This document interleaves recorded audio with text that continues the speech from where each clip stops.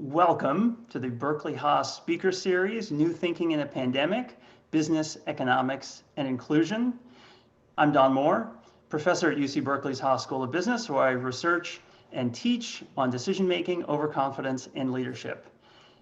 Today, I am thrilled to be joined by the one and only Angela Duckworth, psychology professor at the University of Pennsylvania, New York Times bestselling author of Grit, The Power and Passion of Perseverance, founder and CEO of the Character Lab, a nonprofit that advances the science and practice of character development, and a MacArthur Genius Grant winner. Today we're going to be talking about grit, persistence, and optimism in the midst of the ongoing pandemic and the social upheavals of our day. We'll also talk a little bit about how to distinguish between grit and overconfidence. Welcome, Angela. Thanks so much for joining me. Don, I love talking to you. I'm really excited for this conversation. So how does the pandemic relate to issues of grit, persistence, and optimism? Well, part of grit, I won't say all of grit, but part of grit is resilience in the face of adversity and setbacks. And we have, as a country and as a planet, had our fair share, if not more, of all of those challenges in the last few months. And then add to the pandemic what I think is ultimately social unrest for the ultimate good, but that's been difficult. And then, of course, there's the economic collapse. So those might be catastrophic terms, or maybe I should soften my language. But I think my question as a psychologist is, these are all events that happen to us, and then how do we react to them, and what do we do about it? And I do think gritty individuals are admirable in their ability to handle and make the most of, if you want to use that terminology, of adversity. Yeah. What intrigues you about the psychological responses to the pandemic and the economic crisis? There's research that I know you know about, Don, but for the audience's sake, the research on learned helplessness is relevant now, though the research was done more than 50 years ago by my doctoral advisor, Marty Seligman, who, when he was a graduate student still, I think, was doing these experiments where animals, like dogs, for example, were subject to uncontrollable, unpredictable adversity in the form of, prepare yourself if you're a dog lover here, you might want to cover your ears, but in the form of electric shocks that were very painful, though not harmful or fatal. And this experience of uncontrollable, unpredictable adversity generated this psychological and physiological response, which Marty termed learned helplessness. And it's just that intuitive, like you learn that there's nothing you can do, and also that it's not that there's nothing you can do and things are good. It's, there's nothing you can do and things are bad and seemingly going to worse. I think of that research now because, like, isn't that what we're all experiencing? Like, tremendous uncertainty, but not uncertainty about like what good thing is on the horizon, but like what bad things are on the horizon. And at least it feels like so much of this is completely beyond our comprehension or our control. So now the question is, of course, what do you do with it? And or what do you do about it? And what did Marty discover, following this kind of depressing, research about like what we learn when we can't do something? Because after that, he did study resilience, which is, thinking that you can do something about all that. Yeah, I'm struck hearing you say that, how many people I've heard express powerlessness in the face of the pandemic to say, I'm going to get it or I'm not. Do you see opportunities for our nation or institutions to design better policies that might empower people to take action, like wearing face masks that could actually protect them? When you ask me the question, could our leadership, for example, at the national level, potentially have, better policies? Like, I had to actually not laugh because I was like, oh, Don's speaking. Like, yes, in fact, Don, I think there is room for improvement, shall we say. One of the challenges, I think, is that, behavior change, as you well know, is difficult under any circumstances. Behavior change in a novel situation, which I think it's fair to call this global pandemic with a novel virus, I mean, completely terra nova, right? For us as human beings. And we're much better, by the way, as organisms when we're doing what we usually do, right? So what we have here is the necessity to change behavior at scale, and we're all kind of like trying to figure it out. The vacuum of leadership, in my view, you didn't ask me to come on as a political commentator, but I would say that like it's doubly hard when there isn't unity and some, transparent and sensible messaging that's kind of consistently telling you, okay, I know this is a really confusing time, but here are the facts and here's what you need to do. I think other countries, thinking about Hong Kong, for example, and how they handled, public health behavior change.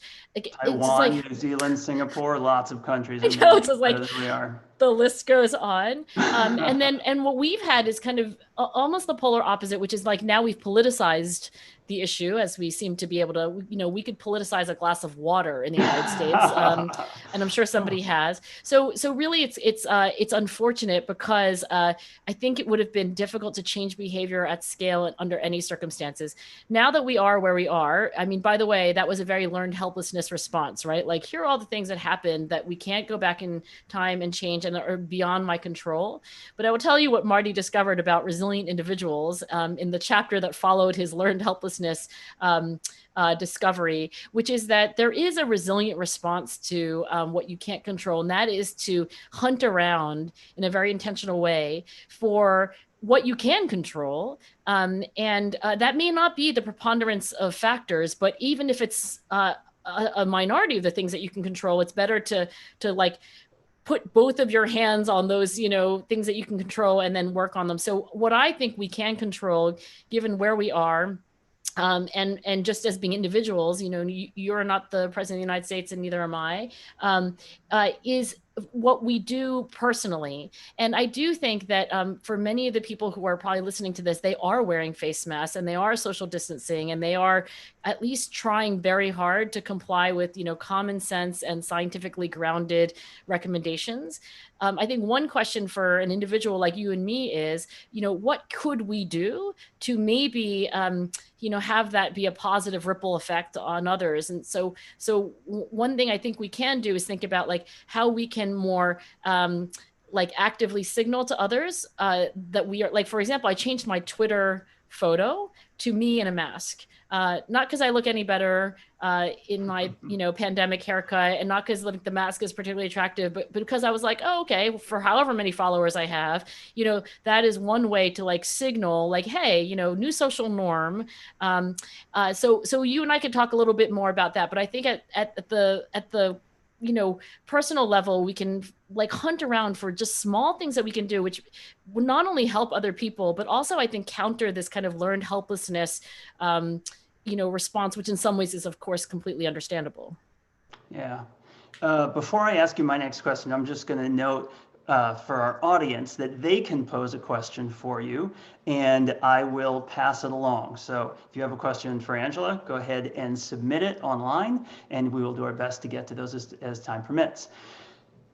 In your work, Angela, and in your wonderful book, Grit, you encourage grittiness, persistence in the face of adversity in the pursuit of your goals.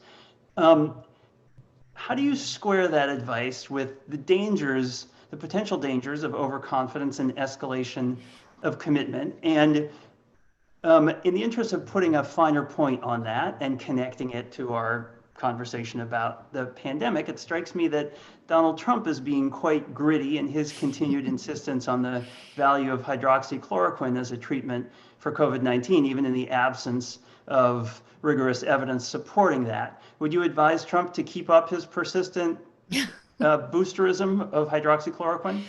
Oh, I have so many things to tell Trump, but no, I would say in this particular case very explicitly like, please give up on that. And then maybe I can use this as an example. And I hope you'll let me to cheat a little bit, Don, because you actually know so much more about escalation of commitment as a phenomenon. So as a small cheat, but also selfishly, why don't you define for me and for others, like what you mean by escalation of commitment? You can certainly use the, Trump example if you want, by way of illustration, and then maybe we can talk a little bit about how grit interacts with that. Sure. Escalation of commitment just describes the continued investment in the pursuit of some goal or course of action, and it often occurs. People escalate their commitment to valued outcomes in all sorts of ways, but when I think about the irrational or problematic escalation of commitment, I think first of an exercise that I do in my decision-making class, one that I got from our mutual friend and collaborator, Max Bazerman, where I auction off a $20 bill, and invariably the competition in the class gets going and it goes for more than $20. So the students escalate their commitment to winning this competition past where it's profitable. They're losing money with every additional bid, but they keep playing because they want to win. And that parallels many tragic examples in the world outside my class, where rock climbers escalate their commitment to summiting and wind up dying on the mountain. By the way, do you use escalation commitments synonymously with sunk cost fallacy, or are those slightly different? They aren't exactly the same, but they're intimately related. Okay, so there was actually a study of mountain climbers. It was an interview study asking this question essentially, which is, are these so gritty individuals that they, put their lives at risk, and then of course put the lives of other people at risk? And I will tell you that qualitative study suggested that actually, by and large, very, very experienced and successful mountaineers actually do not actually commit the sunk cost fallacy and or escalation of commitment mistake as often as you would think. Maybe, by the way, because these are the people who are alive to be interviewed. And by the way, in that small sample, there were a couple of mountaineers who actually admitted, having repeatedly made mistakes and just been lucky, but most of them actually were not making that mistake. And so here's what I think. First, I'll start with a prescriptive recommendation. When I think of people who are successful and gritty, they are tenacious at the right level of goal. And that means that they have, higher level ambitions. And when I say higher level, I mean they're kind of like very reflective and abstract ambitions. Like I want to, help the world through better business, or I want to, for me, it's helping kids thrive using psychological science. I don't find many instances in my life where being tenacious about helping kids thrive using psychological science would be a fool's errand. However, there could be occasions where the tactics that I'm using, the lower level goals, like, this particular collaboration, this particular research article, this particular hypothesis could be a dead end, and I'm not recognizing it as a dead end. And there's the escalation of commitment problem. So the prescriptive recommendation is, I think that we should be extremely committed to our higher level principles and our abstract goals, but we should be more flexible on how we get there. I think the problem is that, like, when you are operating in real time, it's very difficult to know the difference, right? So when am I being allegiant and loyal to the higher level purpose, which is the right thing? And when am I getting stuck at some, tactical dead end that I'm not recognizing? And so that prescriptive recommendation can be hard to actually put into practice when you're just in that auction, right? And you're not sure which is which. I have an example from my life. Well, let me actually use Michelle Obama, because I often say to myself, what would Michelle Obama do? And then I try to do what she would have done. But I remember reading Becoming, and there's an anecdote about when Michelle Obama was in high school, and a guidance counselor said, what, you want to go to Princeton? Like, not happening, right? Like, let me just tell you straight, like, no way. And she said there was only one thought that kind of burned white hot at that point. It was like, I'll show you. And that is, by the way, admirable and heroic. And I've had that experience myself. Quite literally, those words flashed through my head, like, I'll show you. But one can imagine how that would get you into trouble, right? On a steep mountain face when you're not going to reach the summit, or when you're making public health recommendations that you've already made publicly but are wrong. So this tenacity can be misplaced. And I would say that the only thing I can think that would be, a practical tip for like how to avoid escalation of commitment to the wrong level of goal, you tell me what you would advise on, is to have one or two trusted advisors in your life. For me, it's my husband most often, where when my judgment is questionable or questioned, I really trust his opinion. He knows me, he has my best interests at heart, and he has a little psychological distance from me because he's not me. And so if I think A, but my husband thinks not A, then I really pause to consider whether I'm on the wrong course. But if I think A and my husband thinks A, but maybe the rest of the world for the moment thinks, not, then I more or less stick with A. What do you think about that? And what would your advice be? I think that that's pretty good advice. I think getting input from others is invaluable in helping us gain insight into some of the biases that can color our own self-assessments. There are circumstances in which we're prone to believing the best about ourselves and our promise. And so we might be a little bit biased in our own self-assessment, so getting an outside perspective is enormously useful. I guess if I would add something to what you just said, which I wholeheartedly agree with, it would be thinking about your future prospects not as a prediction problem where you've got to pick the one right option or the one right course of action, as if you could predict the future with perfect foresight. It would be to think probabilistically about what could happen and to try your best to estimate the probabilities of uncertain events and then make smart bets, investing in courses of action and insurance against some of the more tragic outcomes that you'd like to avoid, but always doing so with an eye to maximizing expected value, betting on the most useful, most positive outcomes, trying to get into Princeton, even if the odds are low, because achieving that outcome is so valuable to you or could turn out so well.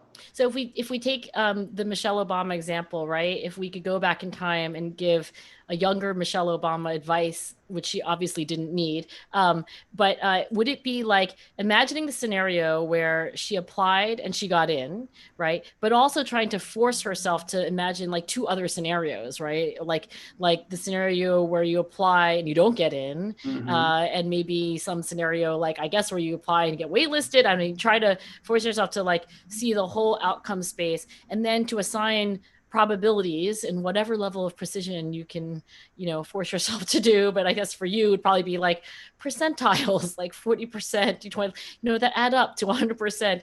And then some, at least back of the envelope, like what would be the pros and what would be the cons or the cost benefits of each of those. Is that what you would recommend? Because I do think that would help me. I mean, what happens to me, honestly, and I'm not recommending it or even defending it, is that typically what happens is that I can only conjure up a mental simulation of what I want to happen.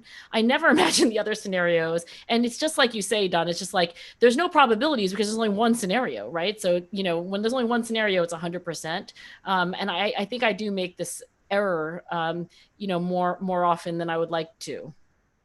Yeah, decision researchers advise thinking about what else could happen and considering how you might be wrong. So Daniel Kahneman, in Thinking Fast and Slow, proposes the idea of pre-mortem meetings, where before you take some course of action, before you commit to taking a job or picking a college major or introducing a new product or acquiring another company, you think about, okay, how could this go wrong?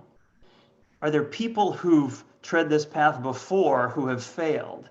What are the most likely reasons that this won't turn out well for me, and how likely is that? And it's possible you can do something to hedge that risk. If you're not sure you're going to get into the college of your choice, apply to some other places. If you're not sure you're going to get the job you're applying for, apply for other jobs too.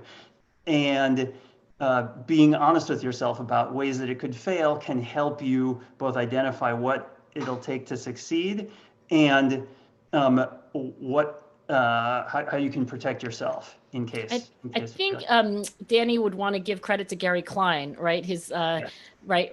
his Thank you. adversarial collaborator, right? As you would say. I'm a big Gary Klein fan too.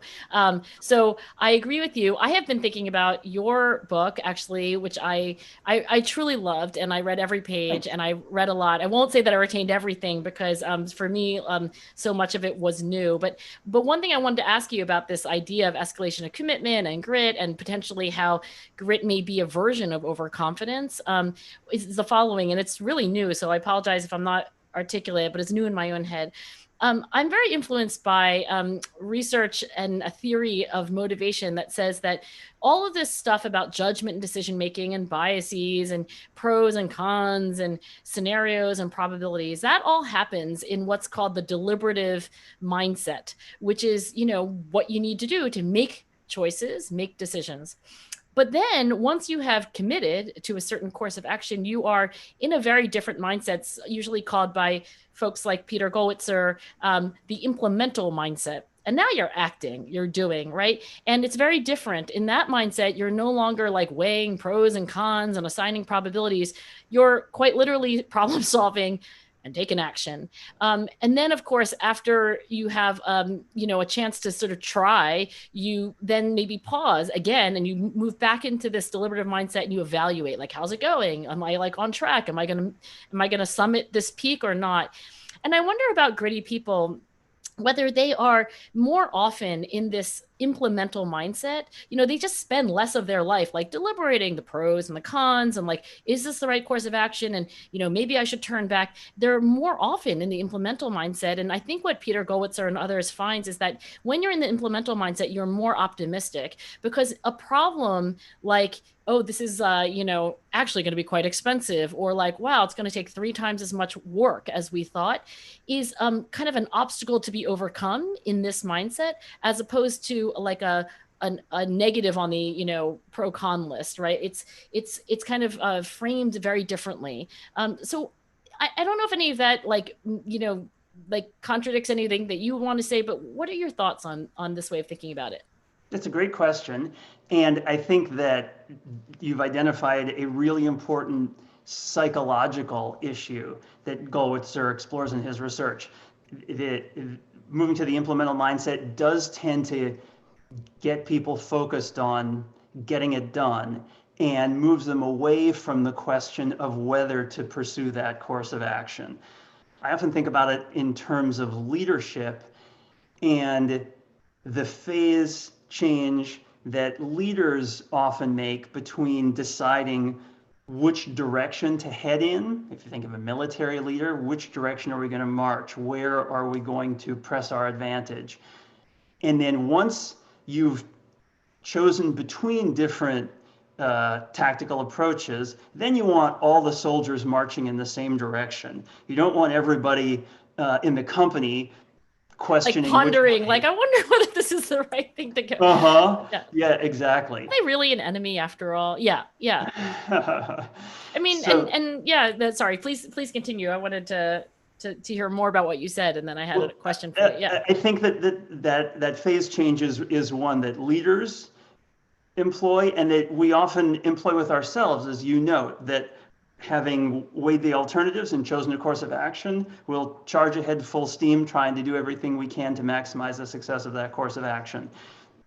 I would just note, consistent with what you said, that it's not really an irreversible switch where you go to the implemental mindset and then you're full speed ahead, because you run the risk of marching your troops off the cliff if you can't change course. There will be times when you decide, ooh, this path we've chosen, it's not turning out so well.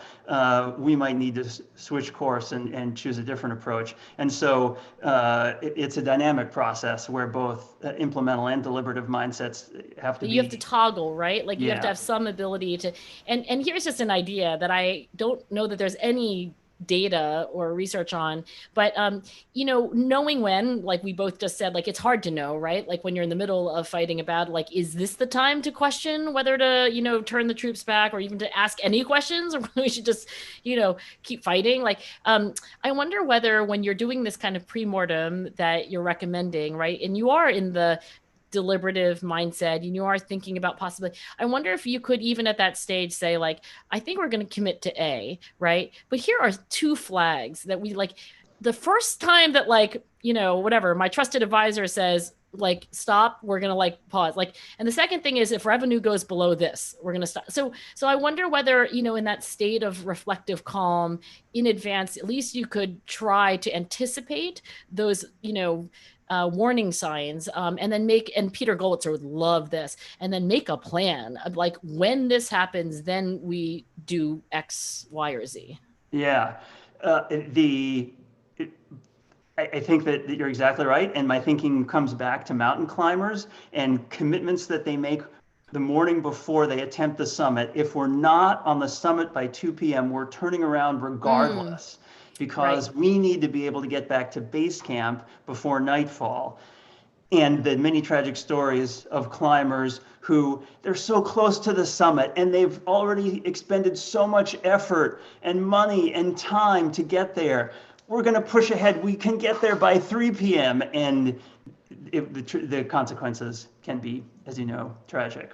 And the trick is that when you're there to not renegotiate, right? You're like, I know I said 2, but 2:10 p.m. No, like I think that's really hard for me anyway, and probably a lot of people. But I think that is a really important footnote on what you said, which is that like you have to have some rigidity too, right? About these anticipated, like, whoa, you could be a victim, as it were, of escalation of commitment. Yeah. I'd like to ask you a separate question. This one inspired by a recent episode of the wonderful podcast that you do with the inimitable Stephen Dubner. No Stupid Question. He would really like that, inimitable. Yes, keep going. Yeah. So on a recent episode, you talked about faking it till you make it and acting as if you possess a desirable trait or ability. Conspicuously absent from your discussion was the phenomenon of power posing, which has not held up particularly well to replication. What are your thoughts on the limits of fool yourself strategies like fake it till you make it? Well, I will, this time not ask you to do the extra work of defining terms. So you tell me if I've got this wrong, because I'm not an expert in this research, but Amy Cuddy, when she was at Harvard Business School, did this very famous research, which also inspired a very famous TED Talk on power posing, which was essentially taking physical body postures like Wonder Woman or, Victory, arms over head. And I think the initial claim was that might have causal effects on, for example, testosterone levels and then risk-taking behavior. I think what has not held up to subsequent replication attempts is the effects on hormones, and even maybe the effects on like measured choices like risk-taking. First of all, is that your understanding, Don? Yeah. You may know more about this because it's a little closer to your line of work.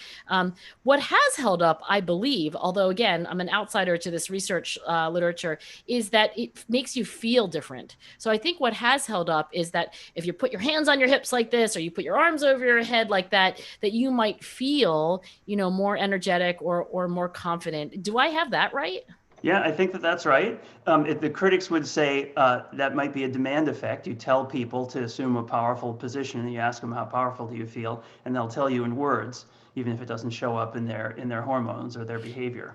Right. So it could be like, I guess I feel confident because is that what you're asking about? I mean, that would be a demand effect kind of thing. So, I of course don't know, but I would say this. My read of all this is, and my guess is just my intuition that, if I strike a power pose, that I actually, to me, I mean, my intuition is that it's not just demand effects, that might actually make you feel differently. And it's not the only research to test the possibility that you're, like smiling, like when workout instructors tell you to like smile while you're doing a set of push-ups. I do find that has, some influence on like my feeling, not zero. Right. And again, I think it's possible even probably to like distinguish that from demand effects, but my intuition is there's something there.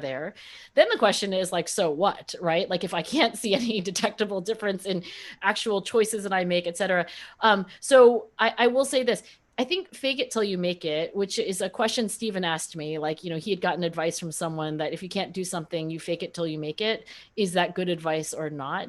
I think that this doesn't mean that it's never a good idea to try to just almost pretend, the anecdotes go that, like, for example, some people who are depressed, some people, not everyone, feel like there is some benefit in waking up and like pretending that they're not depressed, just for like, what would I do if I were like, I guess I'd get out of bed and I'd probably eat breakfast, right? And I do think there can be certain situations for some people where that is beneficial. But one thing we would probably both agree, violently agree with, is that not in all situations, not for all people, and certainly not to like extreme degrees where it's like, oh, I have no idea what I'm doing with this like startup, but I'll just pretend I do, right? And I'll try not to keep going back to the president as an example, but like that would be a wonderful He's an awfully good example. I know, I was going to say, like, talk about, yeah. So that would be another example. So here's a study that I always wanted to know about power posing. And I, never asked Amy Cuddy about it, but when you put your hands on your hips, or you assume a more like confident, erect posture when you were talking to a professor of business from Berkeley, like, maybe it does, or maybe it doesn't have any effects on like my actual behavior, but I do wonder about other people's perceptions of me, right? So I do wonder, when you have somebody who expresses confidence in some overt visual way, whether there could be effects on social perception. And I don't know if there's any research on that, and maybe you do or maybe you don't, but if you do, I'd love to know about it. There is indeed. I have a paper with some Berkeley colleagues, Cameron Anderson, Jessica Kennedy, Sebastian Bruin, where we show that people collaborating in group settings with others who express greater confidence are more likely to be conferred status and receive the deference of the group, that by acting like they know what they're doing, they do get elevated to positions of leadership. And so that might be a, if assuming that is a pretty sturdy finding, then that may be for some a reason to power pose, even if it's not going to affect your testosterone and your risk-taking behavior. Yeah, it has prompted a number of people to wonder whether it's useful for getting ahead, to pretend like you know what you're doing, or to behave more confident, independent of your actual ability. And here we encounter some of the bravado that would-be leaders demonstrate, that manifests itself as a potentially deceptive attempt to claim the mantle of leadership absent real ability or leadership potential. And whether you as a leader are willing to pursue that sort of potentially deceptive strategy, and the implication of hypocrisy that comes with it. So anticipating that possibility, I think, highlights the need for voters or investors to be on the lookout for shysters, conmen, and charlatans who are willing to fake it. Right. That outfit looks amazing on you. I have bought so many ugly outfits where I'm like, oh my God, like, 10 minutes after you get home, you're like, what did I do? Right. Because the salesman was so confident. But as you probably know, in Amy Cuddy's talk, and I don't know if she's written about it otherwise, but like, it's usually not the deceptive con man scenario. It's more the underconfident but very qualified young person. So, is it only in that scenario where you studied like kind of, charade, like kind of like, I know what I'm doing, or are there instances in which really this is just a way of getting people who are underconfident to get the attention that they need and deserve? You have found the point at which my warnings against the dangers of overconfidence meets your encouragement to be grittier, and that is the truth. When people are underconfident, when they aren't persistent enough, and I agree that is a huge problem, it's easy to identify circumstances in which capable people suffer the imposter syndrome that leads them to think that they can't. And so they hang back or they quit too early. And those people definitely need to be grittier. On the other hand, there are people who are enormously overconfident in their capabilities, and encouraging them to be more persistent or more confident is probably a mistake. We should take some questions from the audience. So Yes. Gabriel Kaufman wants to know about supporting teams during the pandemic and the degree to which a culture of grit might help teams work together or find the wherewithal to persist in the face of setbacks, including difficulties working together when everybody's physically distant from one another. Here's what I think about teams. I think every team does have a culture, and by culture, actually, Jenny Chapman at Berkeley, right, has I think she's the world expert on team and organizational culture. So I'll just try to paraphrase my understanding of her great work, which is that, core to culture is your shared values. And core to values is not thinking about every possible good thing, because of course everybody believes in freedom, everybody believes in kindness, everybody believes in everything good, but actually having a small number of things that you really believe in, that rank order wise, you would say, yeah, but that's our team. Like, that's who we are, more than these other things. I do think that if grit, or some other value that you want to call like tenacity or whatever, is high up on that value list, and it's very much part of the identity of the group, that it can help. I mean, I think of the country of Finland that has this term sisu, which is loosely translated to be grit, but I think specifically actually means your intestinal insides. And it refers to this idea that the Finns have, all 5 million of them, that they are special, that because they're Finnish, like because they have sisu, they'll never give up on hard things. So if you have a team identity that says like, yeah, I don't know about the other groups, how they're handling the pandemic, but we are never going to give up on each other. Like we will, that's what we do. Like we do hard things.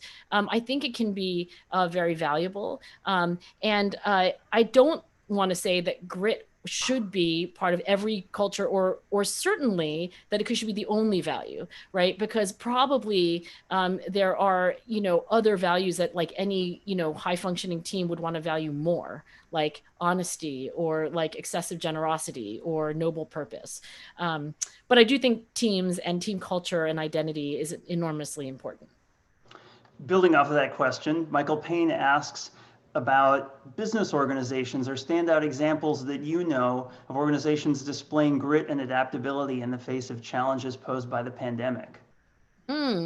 So now I'm supposed to think of like actual organizations or businesses that like exist in the world and are being super resilient and amazing. Okay, Some stories that come to mind for me include healthcare professionals facing some enormous challenges. I will also say my cousin is a pulmonary specialist who like, I don't even know. There are lots of syllables in her title, but it's basically she works in ICU and ER in pulmonary care. And so therefore is like truly on the front lines of this. And her report, as is the report of many other doctors and nurses that I've been talking to in the pandemic crisis, that there is enormous esprit de corps, right? That there really has not been this kind of like fragmentation that we're seeing at the national level. So civilians are at each other's throats, like arguing about who's right and whether you should wear a mask and not wear a mask and who to blame for this problem. But among our healthcare workers, I think there's enormous mutual respect and esprit de corps and a sense of purpose. I mean, they're tired and they're, they're stressed, but they are not like coming apart in that way. So yeah, you could point to that as just a macro culture even, right? Or the individual teams that make them up. I'll just say, name one other organization that just leaps to mind. So I'll just say, so there is this education nonprofit, I guess you call it, Expeditionary Learning. And it's started, I think, years ago. Many people will be familiar with Outward Bound on this call, this kind of outdoor expeditionary learning, which is talking about mountaineering, but it's a school network that was kind of like inspired by the Outward Bound approach. And during this time where I work mostly with kids, Don, and the achievement gap is like, growing even wider than it was before the pandemic. This organization I just really admire because, with all of the things that they've been trying to figure out, like remote learning, how do you get people Wi-Fi when they're not, like in a position to afford it themselves? Anyway, they have not demonstrated learned helplessness. Instead, they have demonstrated enormous resilience and ingenuity. And I get their emails and I like look at what they're tweeting, and I find it to be what you would hope for in a crisis like this is that it does for some individuals not only inspire resilience but also innovation, right? So things that they maybe even wouldn't have done if times were not as they are now. Mm-hmm. Yeah. Another question, this one from Smriti Mehta.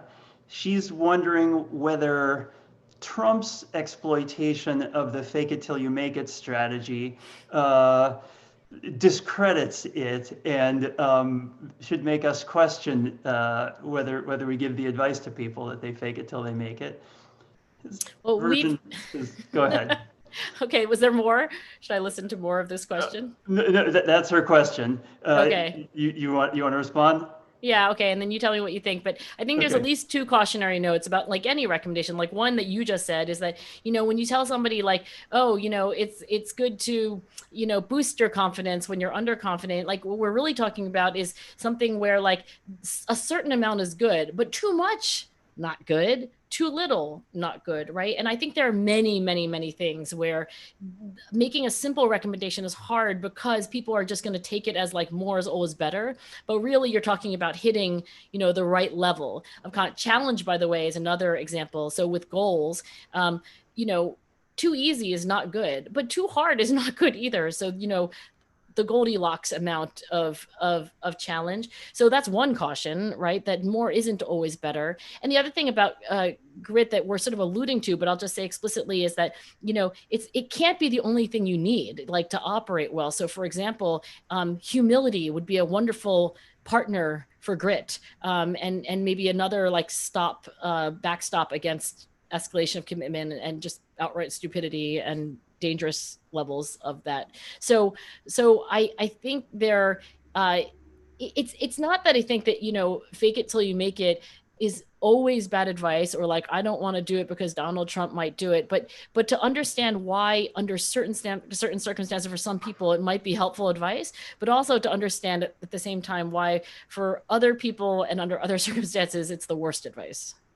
Can we offer guidance on finding that Goldilocks level of ambition?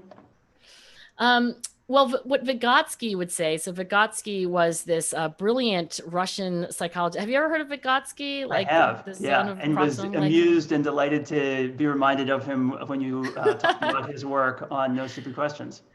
He's so great. I mean, was so great. Vygotsky, I think, died quite tragically early in his life of tuberculosis, if I'm not mistaken, but surely somebody is Googling it even as we speak.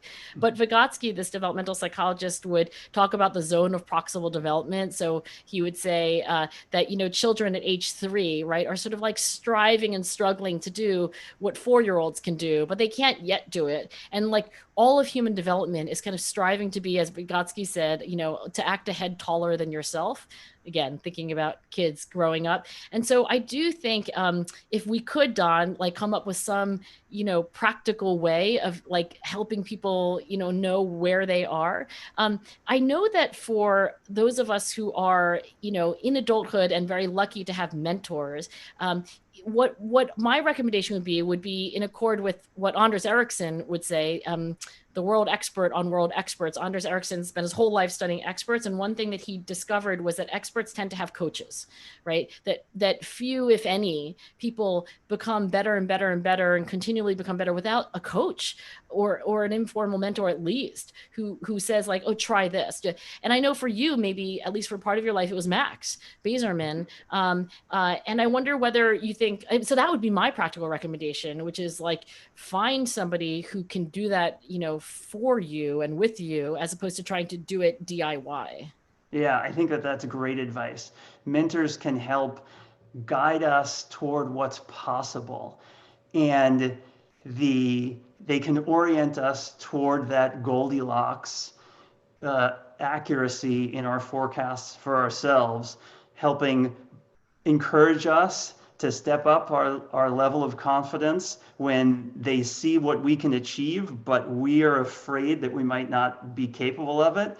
On No Stupid Questions, you talked with Stephen Dubner about how you encourage doctoral students who are experiencing a crisis of confidence, but in whom you have faith that they have the intellectual horsepower and the work ethic to get it done if they will persist.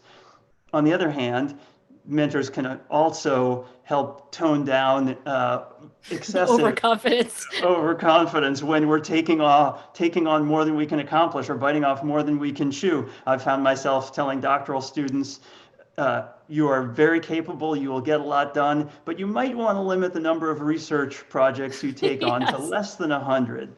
Yeah, 2 digits. Let's get it down to 2 digits. Yeah, no, I think that's right. And I think if we say that, like, okay, everybody more or less needs a mentor. And by the way, if we also say like mentors, like sometimes your job is going to be boosting confidence and sometimes your job is going to be like basically being a wet blanket. I actually think that's really helpful. Like literally hearing you say that is actually going to help me mentor, because I always feel badly about saying like, I don't think you can get these 4 articles done in 2 months. Like, look at history, right? Like, when have you ever gotten 4 articles done in 2 months? So that's going to help me actually as a mentor, like swallow that part of my job a little more graciously than I sometimes do. And thanks for giving me the encouragement to offer encouragement to my students. Yeah, good job, Don. Well done, you. Sadly, our time is up. There's so much more we could talk about and so many wonderful questions that have come in. I know, we'll have to do it again sometime. Okay, it's a date. Thanks, Angela. And wait, before I go, can I just say, I really did. I read every word of your book. I loved it. It was so well written and I learned so much. So I was really excited for this conversation. Thank you for having me. Back at you. I loved your book and loved listening to the audio book with you reading it. It was my own voice. I came cheap. Thanks, Angela. I'll talk to you later. Right. Again, thank you.